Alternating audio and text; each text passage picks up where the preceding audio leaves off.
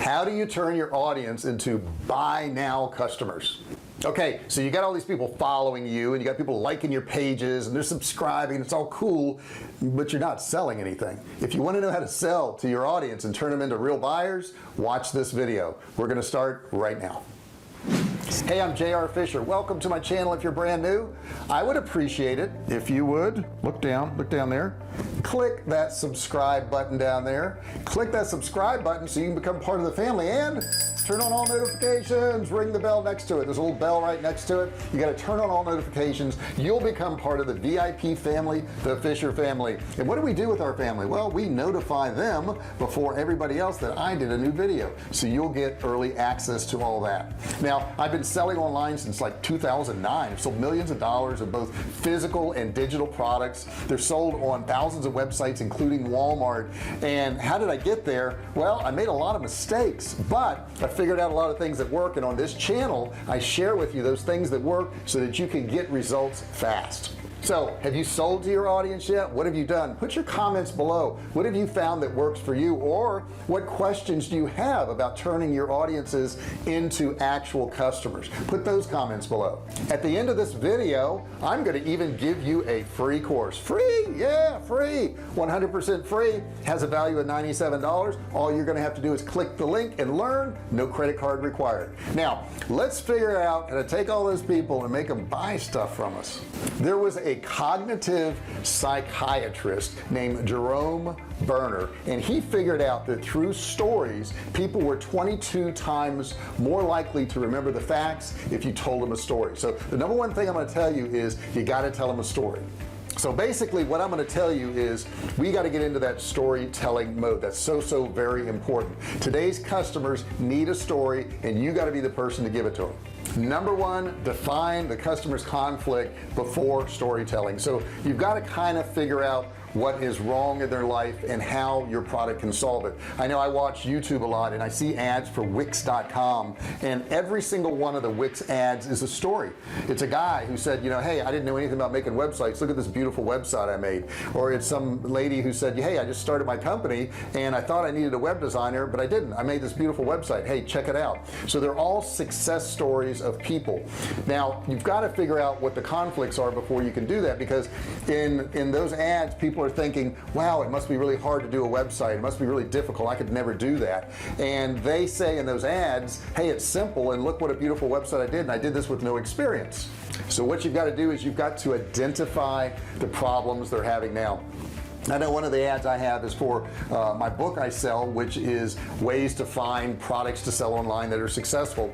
And I start off that ad saying, hey, if you've tried to sell products online and you were unsuccessful before, it's not your fault, and here's why. And I get into all the details of the things that can go wrong when you're trying to pick out a product to sell online. So I'm actually giving them a story, and then I'll also get into some of the products that I've sold online and some of the problems and issues I've had and how these techniques can actually help them. Number two is use reciprocity. So what is reciprocity? Basically, reciprocity is when you give me something just out of the blue. I get something for free. I have this reciprocity feeling. I feel like I've got to give you something back to make everything equal again.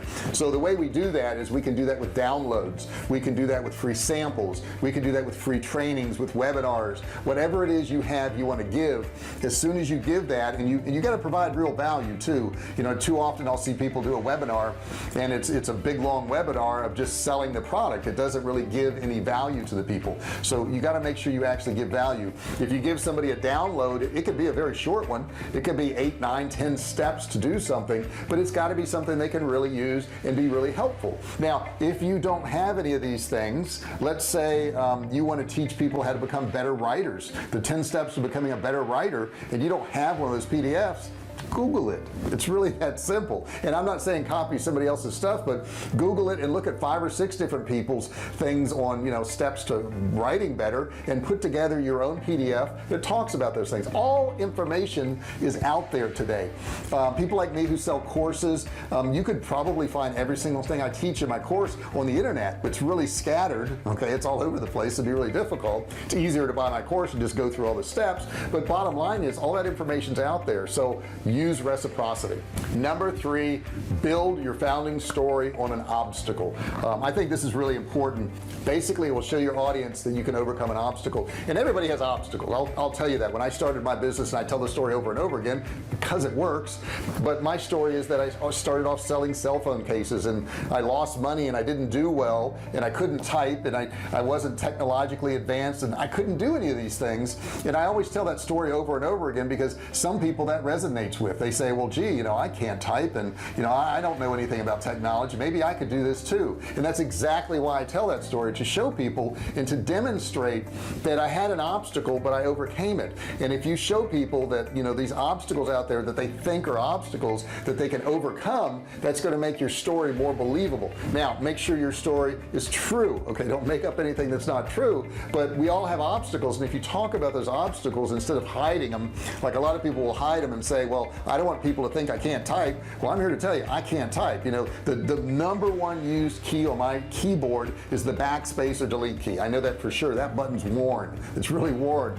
because I'm not good at that, but that's okay. I overcame that obstacle and was able to make money online.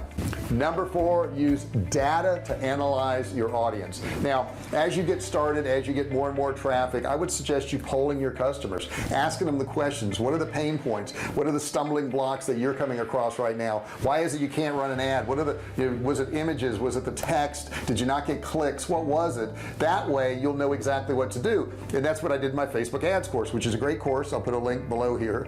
But in that course, I walk through all those things, these obstacles that you're going to run into and how you can overcome them. So I know my audience, and I know the issues they had because I had those issues. I ran into the same things. I tried to run ads and I couldn't get results and didn't know what to do.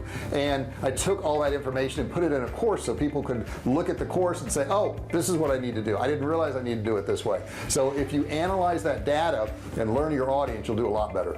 Number 5, your brand story must empathize. You've got to realize that people do have problems. You can't say, hey, you're dumb and lazy and that's why you aren't successful. That's not going to work out. As a matter of fact, one of the things I always say is it's not your fault if you haven't succeeded so far. And that's very true. It's really not your fault, because if you don't know how to do something, if you're not good at something, if nobody's never taught you before, you can't beat yourself up for that. I didn't beat myself up in the beginning when I failed at selling cell phone cases because I didn't know anything about it. It was just something I wanted to start doing, and that led to camping gear, and that led to survival food, and that led to courses, and that led to this video that you're watching right now. So understand that you've got to empathize with your audience out there. You got to let them know that you care, and you got to let them know it's not their fault. Number 6 is infuse culture into your story. And what do I mean by that?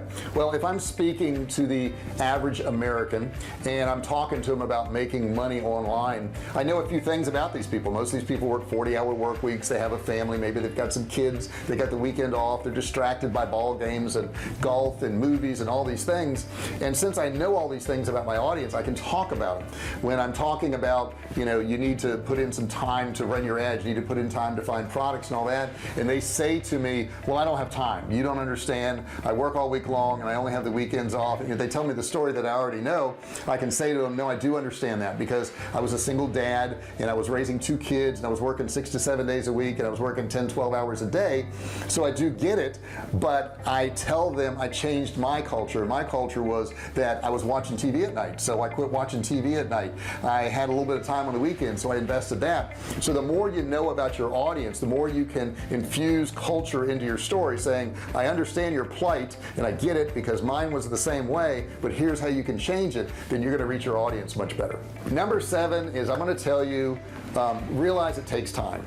You are not going to start an online business and overnight make $1 million. I guess it's possible, but I don't see it very often. It took me 24 months to hit $1 million, which I thought was pretty good, and that certainly wasn't all profit either, right? That was my total sales.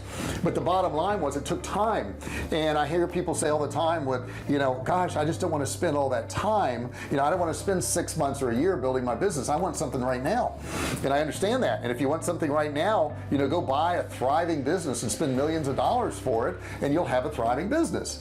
And then I'll get the response, well, I don't have millions of dollars. I'm like, exactly. And that's why you need to realize it takes time. It takes time to do these things. It takes time to build an audience, to learn how to do ads, how to pick products. Now, can you speed this stuff up? Sure you can. You can buy one of my courses, right? My courses will tell you how to do this much faster. It'll get you there much quicker, but you're going to have to spend money for that. Okay, that's not free, except for the free course I'm going to give you at the end of this video. That is free. You want to opt in for that. That's $97 value you can get for free. But bottom line is, understand this takes time. And if you're saying to yourself, well, I don't want to spend 6 months or 12 months to do all this, I just don't want to do it, I'm going to tell you that time is going to pass anyhow. 6 months is going to pass, a year is going to pass, and if you do nothing, you're going to be in the same spot you are right now. So why not go ahead and invest the time? And number 8 is realize it takes hard work. It's not just time. It's not just sitting behind your computer researching and researching and researching. It's actually sitting behind your computer researching and researching and working and working and researching and researching and working and working. You actually have to put in the effort. A lot of people, you know, when I say, what have you done to build your business, they'll tell me about the courses they took. They'll tell me about the books they've read. They'll tell me about the blogs they went through, but they didn't do any actual work. You see, research is not really work. Research is gaining information so you can actually go do some work. So if you tell me you built 10 sales pages and you ran 20 ads and you built 4 websites, I'm going to say, now that's work. You know, you did something, but you actually have to work, because research is not work. Now let's take a quick look at one of the areas that you can use to build your business, and that would be YouTube. Okay, and let me give you some statistics on that. Right now, the total number of monthly active YouTube subscribers is 2 billion people. Now that's a lot of folks. The total number of daily active YouTube users, this is unreal, is 30 million people are actively using YouTube on a daily basis. They are now up to 300,000 YouTube TV paying subscribers, which is crazy. The number of videos shared to date on YouTube is 5 billion videos. That's a lot of videos. The number of users creating content shared to date is 50 million creators. That's insane.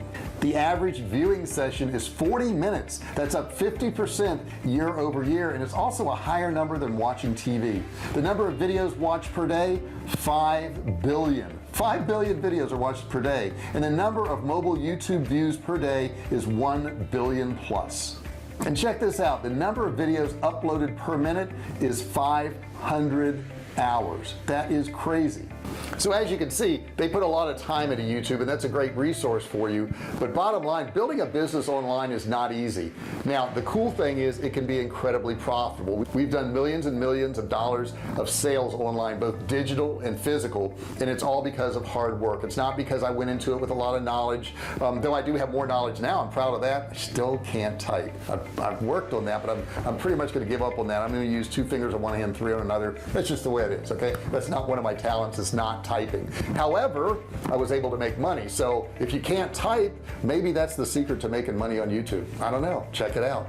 Hey, thanks so much for watching this video. I really appreciate it. Do me a favor, give me a comment below on something you found useful in this video, or if you didn't like something, tell me that below. I don't mind. Give me a thumbs up or a thumbs down. As long as I get some reaction from you, I would really appreciate that. And if you haven't subscribed so far, please do so. Hit that subscribe button below there and ring that bell. You got to ring the bell. Why? Because you'll become part of the Fisher family. You want that. You need that in your life. You'll be a VIP. I can send you emails before anybody else even knows about these videos. You're going to know about it. That's pretty cool stuff. Thanks for watching this video. Don't forget to grab that course down there. It's a free e-commerce course worth $97. You can click and learn. Don't need any credit cards. I'll see you in the next video. Hey, thanks for watching my video. Don't forget to subscribe to my channel and click that little bell right there so you can be notified every time I do a new video. Also, click on one of those videos there. Keep watching on my channel.